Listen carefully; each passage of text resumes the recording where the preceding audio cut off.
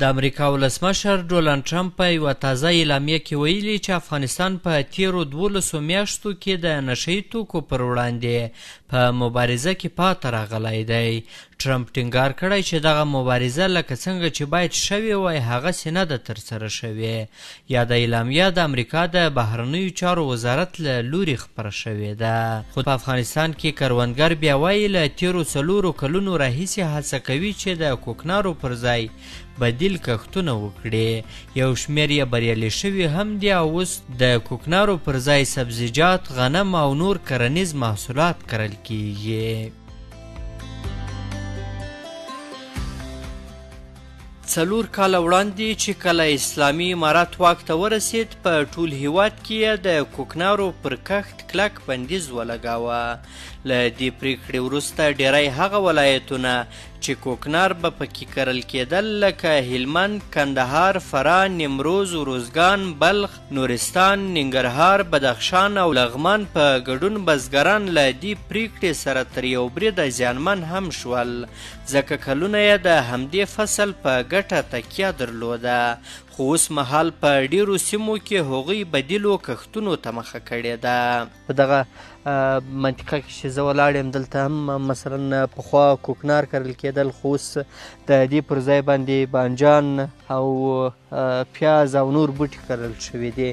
نو دا چې بزګرانو کوم بدیل کښتونه د کوکنارو پر ځای باندې انتخاب کړي دي په ننني پروګرام کې به تاسو را سره وګورئ.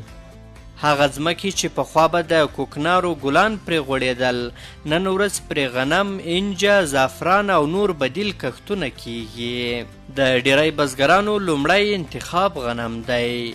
غنم نه یوازې د کورنۍ د ډوډۍ اړتیا پوره کوي بلکې په بازار کې هم د پیرلو او پلورلو ښه ځای لري. او زمونږ په افغانستان کې د کوکنارو ښه شی نه ده. مقصد خلک ډیر خرابه کړي دي او کښتو دغه غنمو ده یا د نور شیانو ښه شی ده. کوکنارو خو ښه شی نه دي. اوس خو دوی منطقو کې خو دا شیان نشته، انج او دا شیان خو دلته نه کرل کیږي او نور ولایتو کې کرل کیږي. نور افغانستان کې خو دا انج کرل کیږي، مثال دغه نور ښه پیاز دلته منطقه کې پیاز کرل کیږي یا رومیان کرل کیږي، دغه شیان دي. او د کوکنارو خو شی نه د مقصد خلک ډیر هغه کړي دي. د امارت څخه موږ دا غواړو چې مقصد دغه انجه وکړي یا د باغو حاصلات ښه ده له پودرو له تاریاکو څخه، خو دا غنمو د انج یعنې د انګورو دغه شیان بیا ښه حاصلات هم ورکوي او دغه خلک هم بیا ښه کیږي. بڼوالي لکه انګور، انار، مڼې او شفتالو دا هغه میوې دي چې د کروندو ښکلا یې نوره هم ډیره کړې ده او د صادراتو لپاره هم ښه ظرفیت لري. بڼوال وایي که د دې میوو لپاره د بهرنیو بازارونو دروازې پرانیستل شي نو حاصل یې د کوکنارو له ګټې څو چنده زیات دی.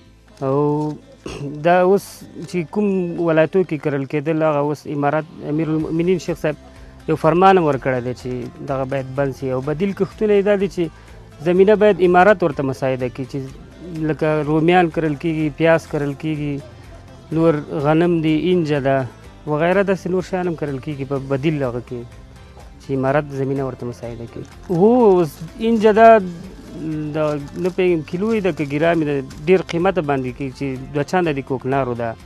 او همدغسې پیاز دی چې نرخ په یې اوس څه کال پیازو نرخ که د 80-90 روپۍ خرڅېږي. بس چې زمینه ورته مساعده سي هر شی بدیل کښتونه هر شی ګټه لري. په ځینو سیمو کې د سرو زرو په نوم یادېدونکی زعفران د بزګرانو هیلې غوړولې دي. دا فصل که څه هم په لږه ځمکه کې کرل کیږي خو حاصل یې لوړ ارزښت لري او په نړیوال بازار کې ښه نوم لري. همداراز سبزیجات لکه رومي بانجان او کچالو د ښارونو بازارونو ته ژر رسیږي او بزګرانو ته سمدستي عاید ورکوي. والا دلته خو یو 20 کاله کېږي چې دې قونې کو کچالو رسېدلي دي، غنم رسېدلي دي.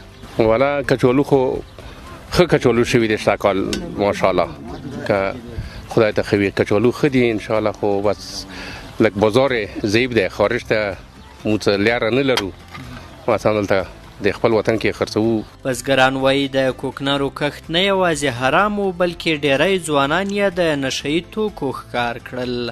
د همدې کښت له کبله ګڼې کورنۍ بې سرپرسته شوې او له شاوخوا 3 میلیونه تر 5 میلیونه ځوانان یې د احتیاط کندې ته واچول.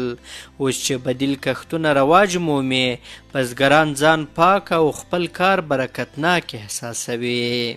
کوکنار ډیر بد شی دی او ټول مسلمانان ټول د ځوانان په اخته سوي دي. د کوکنار څو میلیونه خلک په اخته سوي دي چې ټول دغه د پلو لاندې او لارو کوڅو کې دغه د غلاوې او دا شان دغه غونډ دغه پوډریانو له لاسه او د کوکنار له لاسه که بل کښت زراعت موږ ته دولت هغه کې میسر کړي چې دغه شی وکړئ. کوکنار خو بېل هغه نه څوک کري او نه څوک کرلی سي.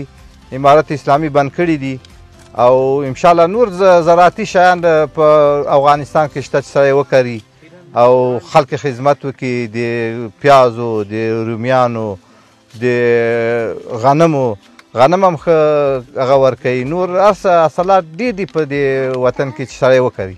4 کاله وړاندې هلمند او کندهار هغه سیمې وې چې د کوکنارو د پراخو کروندو له امله یې نومونه تر نړۍ رسېدلي وو. هر پسرلی به د دې ولایتونو د شنو دښتو پر ځای د کوکنارو ګلونه غوړېدل. خو نن ورځ په همدې کروندو کې د غنمو پراخ کښتونه شوي دي. بزګران وایي غنم که څه هم د کوکنارو په څېر چټکه ګټه نه لري خو د کور ډوډۍ پوره کوي، په کورنۍ کې برکت راولي او زړه یې پرې ارام وي. ترڅنګ یې د انجي کرنه هم پراخه شوې ده. انجه د تیلو، درملو او څارویو د خوراک په برخه کې ځانګړی ارزښت لري. بزګران باور لري چې که بازار ورته برابر شي او صادرات یې منظم شي نو د کوکنارو ښه او تلپاتې بدیل کیدای شي. ډېر ښه نظر ده. دا انجه خو که موږ ته هغسې خو بیخي ښه هغه ده د انجه مځکې لرو هغه لرو او نور مثال خپله موږ د خلک ټول ژوبل دي هغه څه ولاکه اوس دغه مثال دی اوس د انګورو هغه دی ولاکه څوک دا د خپل کاله خرڅ هم پوره کوي هغه کېږي. خو دا ډېر ښه که کوکنار خو انشاءالله ډېر بد پدیده ده. انشاءالله څوک یې نه کاري او نه او د هغه خو چې موږ سره کومکونه وسي دغه دواوې کومکونه وسي دا تخم غنم موږ سره کومک وسي د تخم دغه به ښه هغه وسي.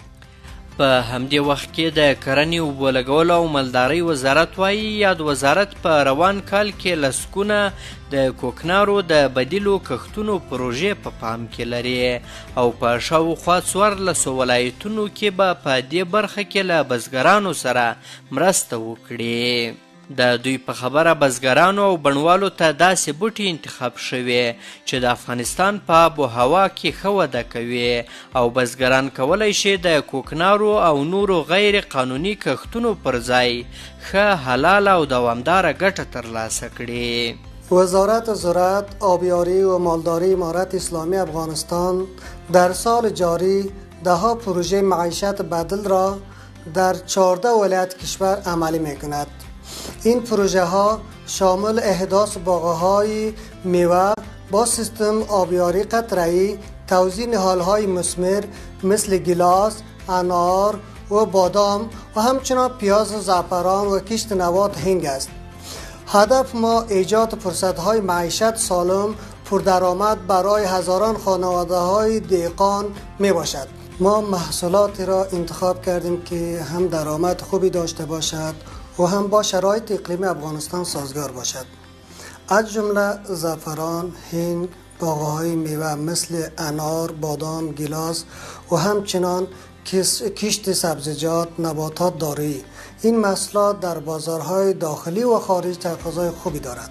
د کرنې او مالدارۍ وزارت په خبره دوی نه یوازې په تیرو 4 کلونو کې له بزګرانو سره د سرې او کیمیاوي کودونو په برخه کې مرستې کړي بلکې بڼوالو او بزګرانو ته یې د عامه پوهاوي ګڼ پروګرامونه هم وړاندې کړي دي. د دې پروګرامونو هدف دا دی چې بزګران په نوې لار روان کړي، داسې لاره چې هم د کورنۍ اقتصاد خوندي کړي او هم د ټولنې راتلونکی. ما نه تنها بذر، نهال و کود کیمیاوی را فراهم میکنیم بلکه در کنار آن آموزش‌های تکنیکی، آبیاری اصلی، برنامه‌های بازاریابی نیز داریم. همچنان وزارت زراعت تلاش میکند که برای محصولات بدیل بازارهای داخلی و خارجی را پیدا کنند تا دهقانان مطمئن شوند عایدشان بیشتر از کوکنار خواهد بود. وزارت زراعت، آبیاری و مالداری کشور برای دهقانان کوداهای کیمیاوی، تخم اصلاح شده، نهالهای مثمر، سیستم آبیاری قطره‌ای، آموزش‌های فنی را فراهم می‌کند. د یادونې وړ ده چې د افغانستان د اسلامي امارت د ویان مرستیال حمدالله فطرت وایي افغانستان کې د نشهیي توکو کرکیله او قاچاق صفر ته رسېدلی. نوموړي زیاته کړې چې د ډونالډ ټرمپ ادعاوې ناسمې دي او موږ یې ردوو.